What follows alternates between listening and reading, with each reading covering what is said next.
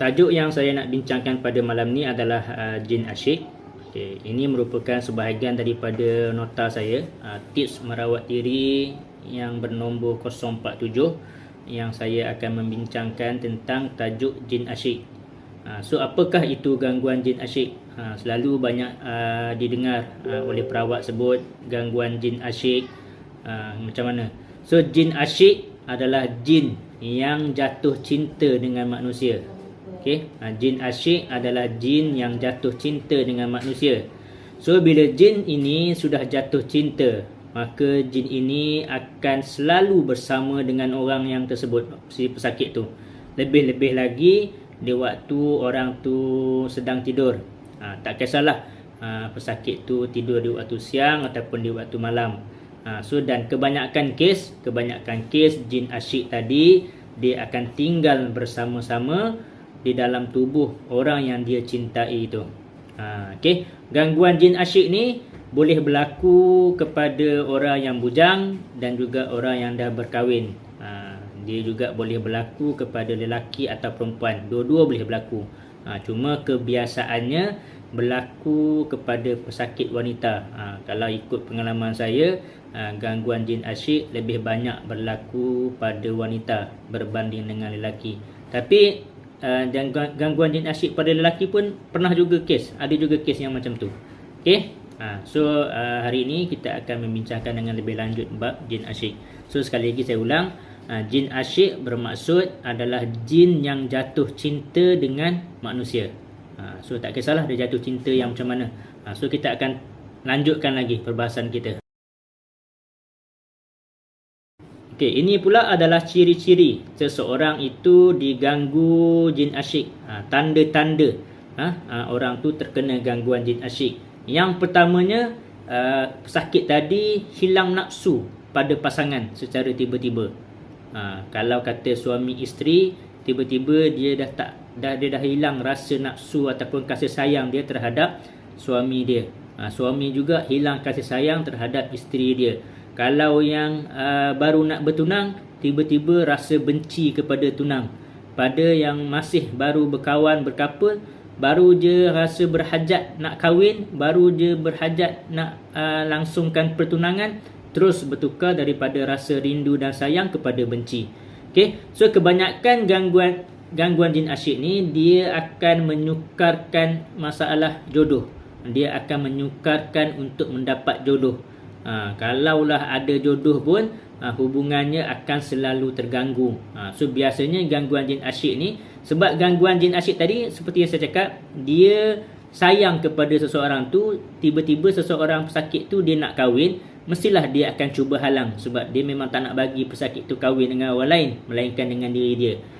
Kalaulah si pesakit tu sudah berkahwin, maka jin asyik tadi dia akan mengganggu pasangan suami isteri tadi supaya sering bertengkar, sering bergaduh.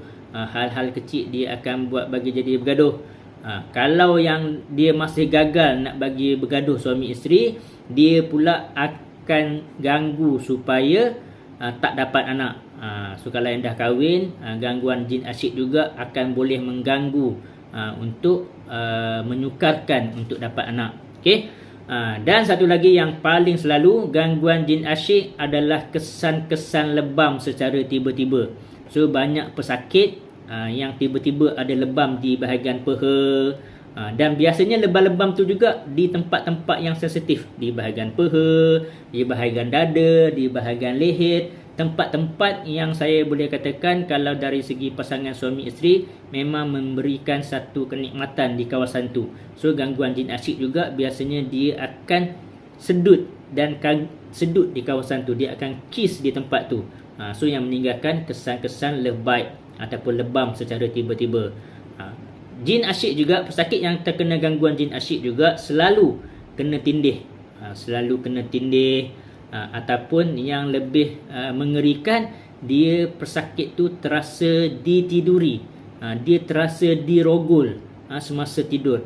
Saya pernah juga ada satu kes, dia kata bila dia bertengkar je dengan suami dia, pada malam tu mesti dia akan bermimpi ataupun ada sesuatu yang datang tindih dia bersama dengan dia. Sampai tahap dia rasa memang betul-betul ada orang gomor dia, bercumbuan dengan dia, sampai melakukan hubungan dengan dia. Itu yang pesakit tu pernah rasa. Okey. Pesakit gangguan jin asyik juga biasanya panas baran. Emosi dia tak stabil. Okey, emosi dia tak stabil, dia sering bad mood. Kenapa dia tak stabil dan bad mood? Sebab tidur dia tadi terganggu. Tidur dia tadi terganggu kena tindih. Dan bila disebabkan dia terganggu kena tindih, kadang-kadang dia sampai rasa takut untuk tidur. Dia takut nak tidur sebab kalau dia tidur nanti akan ada lembaga yang tidur ataupun tindih dia. Maka dia tak tidur, maka dia tak cukup rehat dan emosi dia akan terganggu. Okey. So disebabkan tadi dia tak cukup rehat, dia tak boleh tidur, maka badan dia akan lesu, dia akan lemah, dia akan mimpi ditiduri tadilah. Okey. Gangguan jin asyik juga salah satu simptom dia akan merasa ada benda ataupun pergerakan-pergerakan di bahagian alat kelamin, di bahagian perut, di bahagian rahim, di bahagian pinggang, betis. So biasanya pergerakan-pergerakan yang pelik-pelik tu, berdenyut dan sebagainya tu di bahagian-bahagian anggota ataupun alat sulit sikit lah. Okay. Gangguan jin asyik juga biasanya tanda dia juga dia terasa rindu kepada seseorang yang dia tak kenali. Dia bermimpi jumpa dengan seorang lelaki. Ini pesakit perempuan lah. Dia bermimpi jumpa dengan seorang lelaki yang tampan, tapi dia tak kenal lelaki tu. Datang menjemput dia naik kuda. Ada yang dia bermimpi jumpa dengan seorang lelaki yang berpakaian bangsawan, panglima. So dengan gaya panglima dan bangsawan tu menyebabkan si pesakit ni semakin rasa seronok, rasa suka, dan pesakit tu juga sendiri mula jatuh cinta dengan jin tersebut. Okey. Yang tadi rumah tangga jadi panas, kerap bergaduh dan akhirnya boleh sampai tahap berpisah dan perceraian. Okey. Itu antara simptom-simptom gangguan jin asyik. Okey, ada beberapa faktor yang berlakunya gangguan jin asyik. Ada beberapa faktor yang boleh menjadi berlakunya gangguan jin asyik ataupun yang boleh menjadi punca-punca gangguan jin asyik. Yang pertama sekali, jin tu sendiri. Jin tu sendiri yang tertarik dan jatuh hati kepada manusia.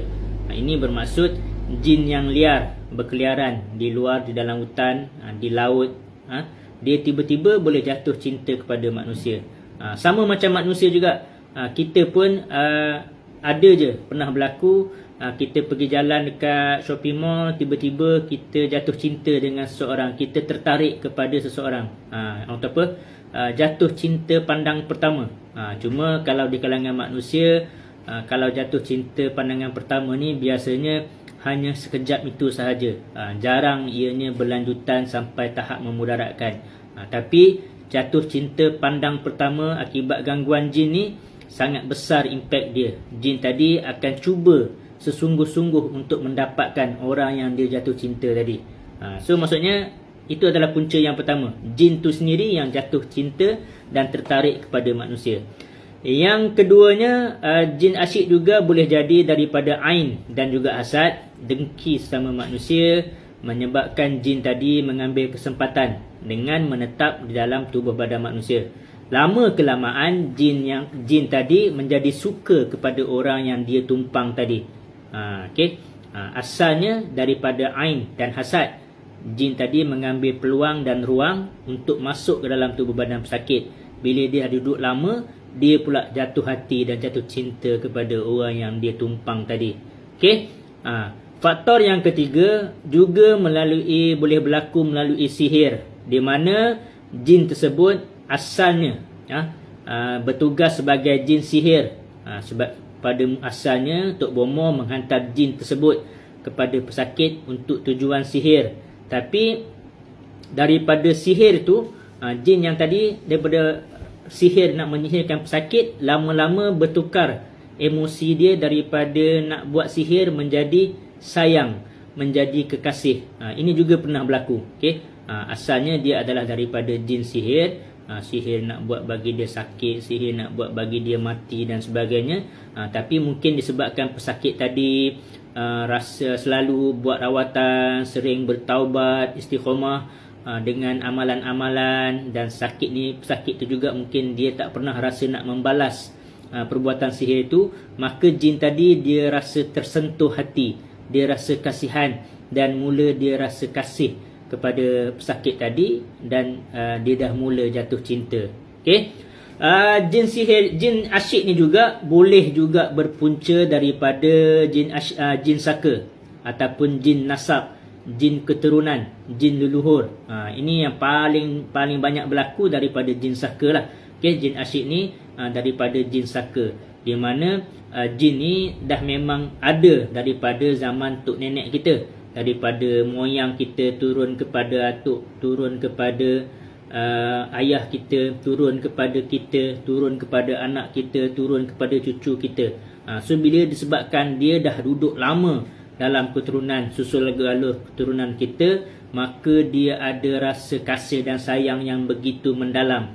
Okey. Ini yang berlaku. Jin asyik boleh berasal daripada jin saka ataupun jin keturunan ataupun jin nasab ataupun jin leluhur. Okey. Antara faktor lain yang boleh menyumbangkan gangguan jin asyik disebabkan oleh pesakit suka mandi tanpa kain basahan. So jin tadi dia mungkin lalu-lalu, tiba-tiba dia nampak si pesakit mandi tanpa surat benang, maka sekali lagi cinta pandang pertama dia ternampak si pesakit, maka dia akan jatuh cinta. Sebab tu saya sering menasihatkan jangan mandi tanpa pakaian basahan, tak kiralah lelaki atau perempuan, dan biasanya perempuan lah yang paling berisiko dalam hal macam ni. Okey. Gangguan jin asyik juga sering berlaku akibat tabiat mandi yang terlalu lama di dalam bilik air. So dia saling terkait dengan mandi tak pakai pakaian basahan tadi. So bila dia terlalu lama dalam bilik air, kemudian bercampur dengan dia tak memakai kain basahan, maka semakin dia terdedah dengan pandangan jin terhadap dia.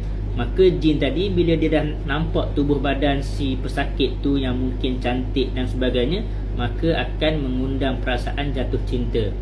So kebanyakan jin asyik juga akan suka mengganggu pesakit ataupun orang yang suka duduk seorang diri. Dia suka menyendiri. So bila dia tengok seseorang pesakit tu, dia memang tak suka bergaul dengan orang, dia suka hidup seorang-seorang, menyendiri, maka jin tadi akan mengambil kesempatan untuk hidup bersama dengan pesakit. So saya juga pernah ada kes gangguan jin asyik yang mungkin agak menarik. Jin asyik tu berdialog dengan saya. Dia bagi tahu, kata si pesakit ni dia tak ada kawan. Dia kata si pesakit ni dia tak ada kawan, dia tak ada siapa pun yang baik dengan dia. Jadi aku datang dekat dengan dia untuk aku berkawan dengan dia. Malah si pesakit tu juga dia merasakan dia tak memerlukan kawan lain, sebab kawan-kawan lain tak boleh faham dia. Kawan-kawan manusia sering kutuk dia, sering perli dia. Dia dah ada sahabat lain daripada alam gaib yang sering support dia, yang sering teman dia. So ini antara faktor-faktor berlakunya gangguan jin asyik.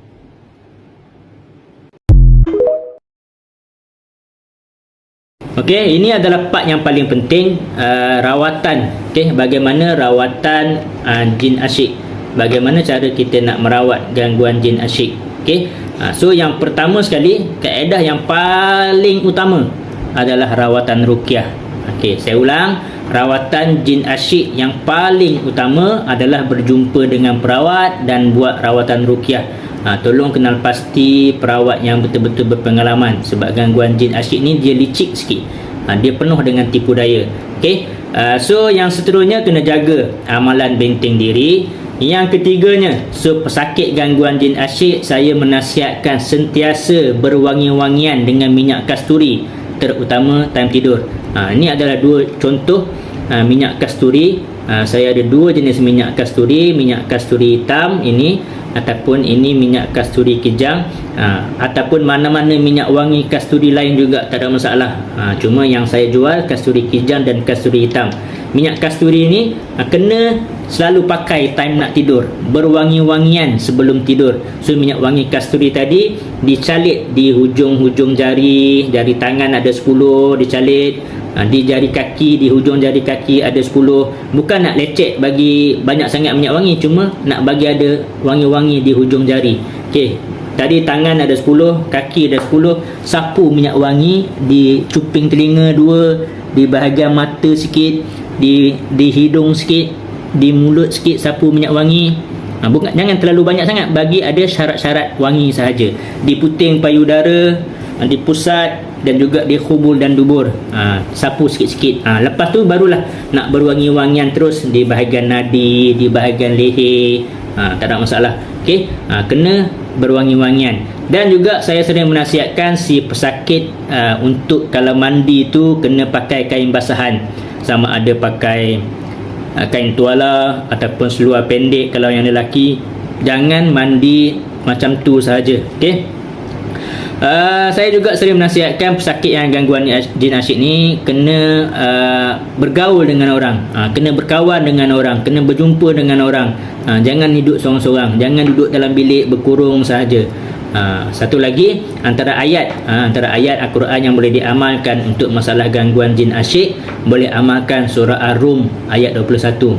Surah Ar-Rum ayat 21, wa min ayatihi an khalaqalakum min anfusikum azwaja litaskunu ilaiha wa ja'ala bainakum mawaddatan wa rahmah inna fi zalika laayatin liqaumin yatafakkarun. Saya ulang, surah Ar-Rum ayat 21, wa min ayatihi an khalaqalakum min anfusikum azwaja litaskunu ilaiha wa ja'ala bainakum mawaddatan wa rahmah inna fi zalika laayatin liqaumin yatafakkarun. Saya ulang kali yang ketiga, wa min ayatihi an khalaqalakum min anfusikum azwaja litaskunu ilaiha wa ja'ala bainakum mawaddatan wa rahmah inna fi zalika laayatin liqaumin yatafakkarun. Okey, so amalkan surah Ar-Rum ayat 21 ni, amalkan, jadikan sebagai wirid selepas solat. Baca 3 kali selepas solat boleh,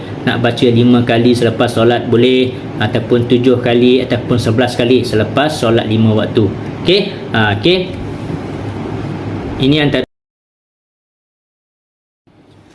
Okey, kalau pesakit gangguan jin asyik ni juga, kalau kita ruqyah dia, kalau kita rawat dia, antara reaksi-reaksi semasa kita merawat dia, pesakit ni bila kita dah bacakan ayat ruqyah sambil kita tepuk, sambil kita picit, pesakit ni akan datang satu perasaan sebab, sedih, pilu, sayu.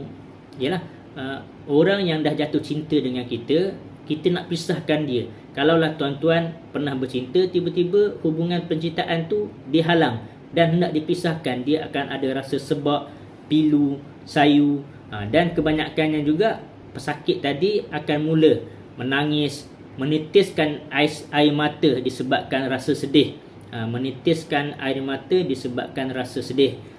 Dan kalaulah ditakdirkan pesakit tadi berdialog, maka akan banyak dialog-dialog dia yang berbunyi, aku sayang dia, aku cinta dia, jangan kau ganggu hubungan aku suka dia, aku tak suka dia kawan dengan lelaki tu, aku tak suka suami dia, aku nak kahwin dengan dia.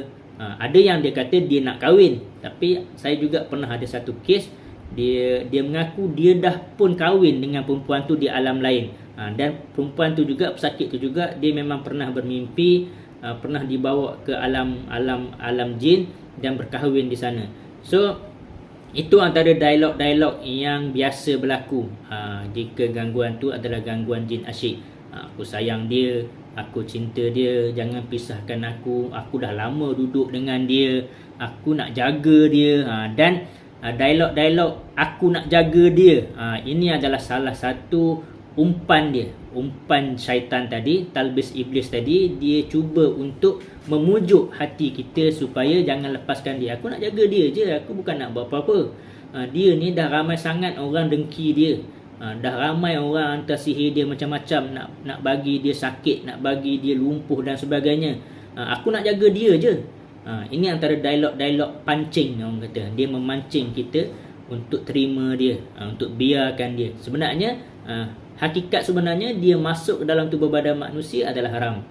So saya selalu pesan kepada jin asyik ni, kalaulah kau rasa kau nak jaga dia, kau jagalah di luar. Jangan masuk dalam tubuh badan dia. Jangan ganggu hidup dia. Kalau kau betul-betul nak jaga dia, kau duduk sahaja di luar. Jangan bagi segala sihir-sihir tu masuk. Ini sihir tu masuk, kau biar. Dia kena santau, kau biar. Kau kata kau jaga dia. So bila saya cakap macam tu, biasanya jin kerasukan tadi akan tertunduk. Sebab dia memang biar pun jin sihir masuk. Dia memang biar pun jin santau masuk. Dia hanya mempergunakan alasan kononnya nak jaga si pesakit tu. Okey? Terima kasih Ustaz Sinar. Okey, saya buat penambahan sikit, penambahbaikan. The right term yang Ustaz Sinar sebut, obsess. Okey? Jin asyik ni adalah jin yang jatuh cinta kepada manusia, yang tahap dia obses, terlalu jatuh cinta yang melampau-lampau. Orang kata sebab tu kalau kita tengok dalam movie, kalau orang yang secret admirer, yang terlalu obses, dia akan ikut orang yang dia cinta tu pergi ke mana saja. Ada orang hantar makanan, dia nak pergi tengok makanan apa, dia pun nak pergi hantar makanan. Kalau dia boleh nak pergi, dia terlalu taksub dengan mencintai seorang tu. Itu adalah the right term untuk gangguan jin asyik. So bila dia bukan cinta-cinta biasa, aku cinta kat engkau lah, aku memang suka. Dia memang terlalu obses. Bila dia terlalu obses, kalau ada je orang rapat je dengan kau, aku memang akan make sure orang tu pergi jauh daripada kau. Kalau orang tu kacau kau je, orang tu akan sakit nanti. Kalau kau nak berkahwin dengan orang, aku akan make sure kau tak akan bahagia dengan suami kau. Dia akan terlalu obses. Dia untuk merosakkan hubungan pesakit tu dengan orang lain, dengan harapan dia je memiliki si pesakit tu. Okay? The right term untuk jin asyik ni adalah jin yang terlalu cinta dia melampau-lampau, obses. Cemburu dia bila si pesakit tu bersama dengan lelaki, cemburu dia tu melampau-lampau, obses yang tahap tinggi sangat-sangat lah. Okey, itu jawapan penambahan daripada saya.